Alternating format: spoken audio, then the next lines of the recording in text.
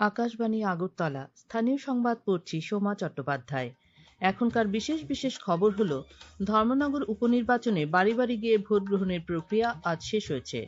আজ থেকে দেশে গুরুত্বপূর্ণ আর্থিক বিধি পরিবর্তন সহ একাধিক সংস্কার কার্যকর হয়েছে। প্রবীণ বিজেপি নেতা ও প্রধানমন্ত্রী নরেন্দ্র মোদী বলেছেন, দরিদ্র ও মধ্যবিত্তের কল্যাণে দলের প্রধান অগ্রাধিকার। রাজ্যে পেট্রোল, ডিজেল ও রান্নার গ্যাসের পর্যাপ্ত মজুত রয়েছে বলে জানিয়েছেন খাদ্য দপ্তরের বিশেষ সচিব। ত্রিপুরা ক্রিকেট অ্যাসোসিয়েশন পরিচালিত সুপার ডিভিশন লিগ ক্রিকেট প্রতিযোগিতার আজ 3টি খেলা হয়। ধর্মনগর উপনির্বাচনে বাড়ি বাড়ি গিয়ে ভোট গ্রহণের প্রক্রিয়া আজ শেষ হয়েছে। রিটার্নিং অফিসার দেবযানী চৌধুরী জানান, 85 বছর ঊর্ধ্ব প্রবীণ নাগরিক ও বিশেষভাবে সক্ষম ভোটারদের জন্য বাড়ি বাড়ি গিয়ে ভোটকর্মীরা ভোট গ্রহণ করেছেন। 85 ঊর্ধ্ব 116 জন প্রবীণ ভোটার ও বিশেষভাবে সক্ষম 69 জন ভোটারের ভোট গ্রহণ করা হয়েছে। এক্ষেত্রে ভোটের হার 100%। আমাদের উত্তর জেলার সংবাদদাতা কৌস্তব ভট্টাচার্য জানিয়েছেন, নির্বাচন কমিশনের নির্দেশ অনুযায়ী সমাজের প্রতিটি স্তরের মানুষের ভোটাধিকার নিশ্চিত করতেই এই উদ্যোগ গ্রহণ করা হয়েছে। আগামী 3রা ও 4ঠা এপ্রিল নির্বাচনের কাজে নিযুক্ত কর্মীদের ধর্মনগরের বীর বিক্রম ইনস্টিটিউশনে পোস্টাল ব্যালটে ভোট গ্রহণ করা হবে। দেশের বিভিন্ন অংশে আজ থেকে জনগণনা 2027-এর প্রথম পর্ব শুরু হয়েছে। বিশ্বের বৃহত্তম এই জনগণনা প্রথমবারের মতো ডিজিটাল পদ্ধতিতে পরিচালিত হবে এবং স্বগণনার সুযোগও থাকবে। জনগণনা রাজ্য কার্যালয়ের deputy registrar general PN Chowdhury আজ জানিয়েছেন, রাজ্যে জনগণনা শুরু হবে আগামী 17 জুলাই থেকে। রাজ্যেও 2টি পর্যায়ে জনগণনা করা হবে। প্রথম ধাপে হবে আবাসন গণনা ও বাড়ির তালিকা প্রণয়ন। 17 জুলাই থেকে 31 জুলাই পর্যন্ত হবে স্বগণনা এবং এ বছরেরই 1 আগস্ট থেকে 31 আগস্ট পর্যন্ত প্রথম পর্যায়ে হবে আবাসন গণনা ও বাড়ির তালিকা প্রণয়নের কাজ। দ্বিতীয় ধাপে 2027 সালের 9 ফেব্রুয়ারি থেকে 28 ফেব্রুয়ারি পর্যন্ত হবে জনসংখ্যা গণনার কাজ। 2026-27 নতুন অর্থ বছরে আজ থেকেই দেশে গুরুত্বপূর্ণ আর্থিক বিধি পরিবর্তন সহ একাধিক সংস্কার কার্যকর হয়েছে। 6 দশকেরও বেশি পুরনো আয়কর আইনটি আজ থেকে নতুন আয়কর আইন 2025 দ্বারা প্রতিস্থাপিত হল। এটি পুরনো বিধানগুলি অপসারণ করে কর ব্যবস্থাকে সরল করার জন্য তৈরি করা হয়েছে।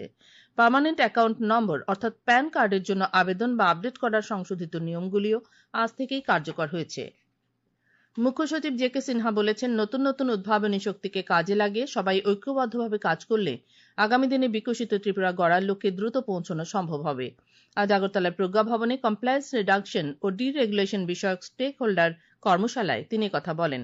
তিনি জানান, এই কর্মশালা ত্রিপুরাকে ব্যবসা বাণিজ্যে সরলীকরণ, সুশাসন এবং অন্তর্ভুক্তিমূলক অর্থনৈতিক প্রবৃদ্ধির ক্ষেত্রে একটি আদর্শ রাজ্য হিসেবে প্রতিষ্ঠা করার পথে একটি গুরুত্বপূর্ণ পদক্ষেপ। অনুষ্ঠানে বক্তব্য রাখেন শিল্প ও বাণিজ্য দপ্তরের সচিব কিরণ গিত্তে, রাজস্ব সচিব ডক্টর মিলিন্দ রামটেকে, অর্থ সচিব অপূর্ব রায়, IIM কলকাতার অধ্যাপক সুমন্ত বসু প্রমুখ। এডিসি নির্বাচনকে সামনে রেখে মুখ্যমন্ত্রী অধ্যাপক ডাক্তার মানিক সাহা আজ আগরতলায় বিজেপির প্রচার গাড়ির সূচনা করেন। মুখ্যমন্ত্রী বলেন, আসন্ন নির্বাচনে এই প্রচার অভিযান জনজাতি এলাকার প্রতিটি প্রান্তে পৌঁছে উন্নয়ন, শান্তি ও জনকল্যাণের বার্তা ছড়িয়ে দেবে। জাতি জনজাতি অংশের জনগণকে সঙ্গে নিয়ে এক ত্রিপুরা শ্রেষ্ঠ ত্রিপুরা ও শক্তিশালী ত্রিপুরা গড়ে তোলা সম্ভব হবে। মুখ্যমন্ত্রী ডাক্তার সাহা আজ দক্ষিণ জেলার লক্ষ্মীছড়ায় এডিসির বীরচন্দ্র কলসি আসনের বিজেপি প্রার্থী সঞ্জীব রিয়াংয়ের সমর্থনে এক নির্বাচনী সভায় বক্তব্য রাখেন। অন্যান্যদের মধ্যে বক্তব্য রাখেন বিজেপির প্রদেশ সভাপতি সাংসদ রাজীব ভট্টাচার্য, বিধায়ক প্রমোদ রিয়াং প্রমুখ। প্রদেশ কংগ্রেস সভাপতি আশিস কুমার সাহা আগরতলায় এক সাংবাদিক সম্মেলনে দাবি করেছেন, কংগ্রেস ক্ষমতায় এলে এডিসি এলাকার প্রকৃত উন্নয়ন করা হবে। তিনি এডিসির বর্তমান কর্তৃপক্ষের কাজকর্মের সমালোচনা করেন। তিনি বলেন, এডিসি নির্বাচনে কংগ্রেস 27টি আসনে ও ত্রিপুরা পিপলস পার্টি একটি আসনে প্রতিদ্বন্দ্বিতা করছে।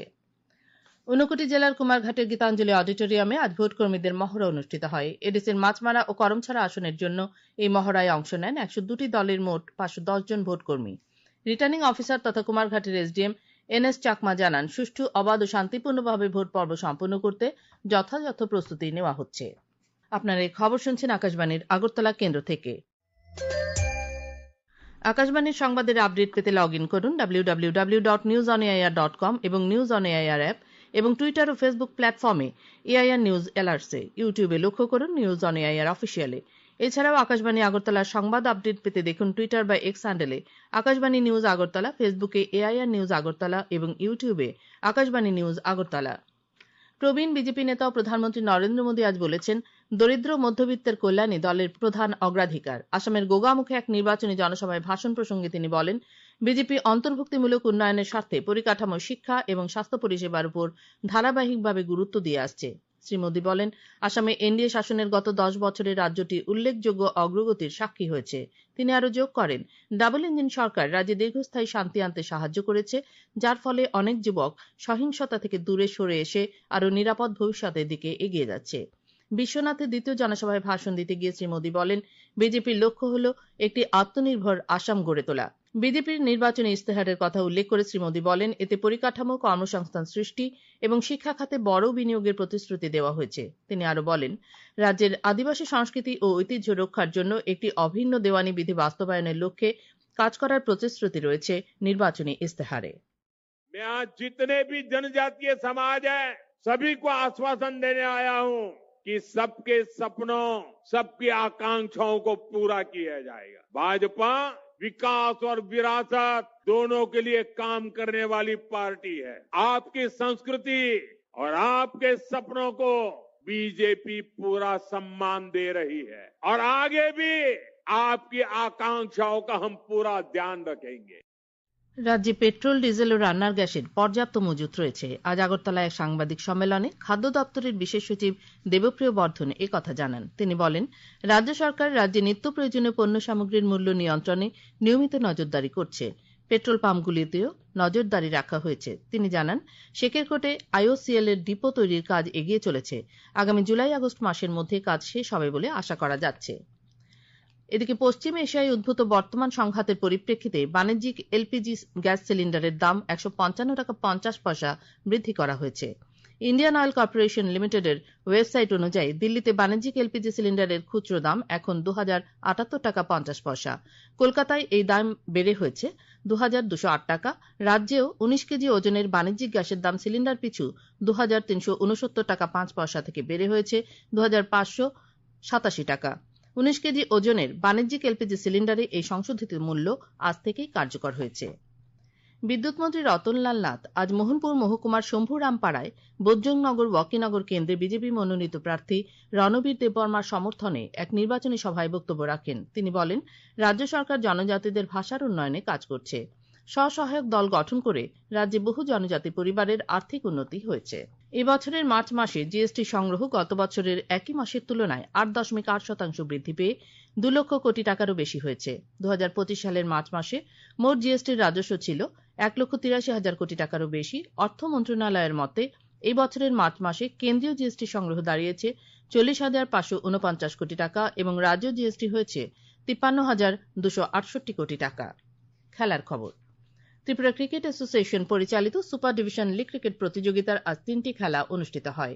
এমবিবি স্টেডিয়ামে জয়নগর ক্রিকেট ক্লাব 188 রানে সংহতি ক্লাবকে, নরসিংগড়ের পিটিএ মাঠে ব্লাডমাউথ ক্লাব 9 উইকেটে স্ফুলিঙ্গ ক্লাবকে এবং টিআইটি মাঠে শতদল সংঘ 8 উইকেটে হারবে ক্লাবকে হারিয়ে দেয়। ত্রিপুরা ফুটবল অ্যাসোসিয়েশন পরিচালিত কাজল স্মৃতি ফুটবলের আজ 2টি খেলা হয়। উমাকান্ত মিনি স্টেডিয়ামে অনুষ্ঠিত খেলায় ত্রিপুরা স্পোর্টস স্কুল 14-0 গোলে মধুবন ডুকলি প্লে সেন্টারকে পরাজিত করে। এছাড়া আগরতলা সিটি ফুটবল ক্লাব ও আস্তাবল স্পোর্টস অ্যান্ড কোচিং সেন্টারের খেলাটি গোলশূন্য ড্র হয়। আবহাওয়া। আগামী 24 ঘন্টায় রাজ্যের সবকটি জেলায় বজ্রবিদ্যুৎ সহ বৃষ্টির সম্ভাবনা আছে বলে জানিয়েছে আবহাওয়া দপ্তর। আজ দিনের সর্বোচ্চ তাপমাত্রা ছিল 33.8 ডিগ্রি সেলসিয়াস এবং সর্বনিম্ন 20.5 ডিগ্রি সেলসিয়াস। আগামীকাল দিনের সর্বোচ্চ তাপমাত্রা 35 ডিগ্রি সেলসিয়াস এবং সর্বনিম্ন 23 ডিগ্রি সেলসিয়াসের কাছাকাছি থাকতে পারে। শেষ করার আগে খবরের বিশেষ বিশেষ অংশগুলো আরেকবার পড়ছি। ধর্মনগর উপনির্বাচনে বাড়ি বাড়ি গিয়ে ভোট গ্রহণের প্রক্রিয়া আজ শেষ হয়েছে। আজ থেকে দেশে গুরুত্বপূর্ণ আর্থিক বিধি পরিবর্তন সহ একাধিক সংস্কার কার্যকর হয়েছে। প্রবীণ বিজেপি নেতা ও প্রধানমন্ত্রী নরেন্দ্র মোদী বলেছেন, দরিদ্র ও মধ্যবিত্তের কল্যাণে দলের প্রধান অগ্রাধিকার। রাজ্যে পেট্রোল, ডিজেল ও রান্নার গ্যাসের পর্যাপ্ত মজুত রয়েছে বলে জানিয়েছেন খাদ্য দপ্তরের বিশেষ সচিব। ত্রিপুরা ক্রিকেট অ্যাসোসিয়েশন পরিচালিত সুপার ডিভিশন লীগ ক্রিকেট প্রতিযোগিতার আজ 3টি খেলা হয়। স্থানীয় সংবাদ আজকের মতো এখানে শেষ হলো। পরবর্তী বাংলা স্থানীয় সংবাদ প্রচারিত হবে আগামীকাল সকাল 7:35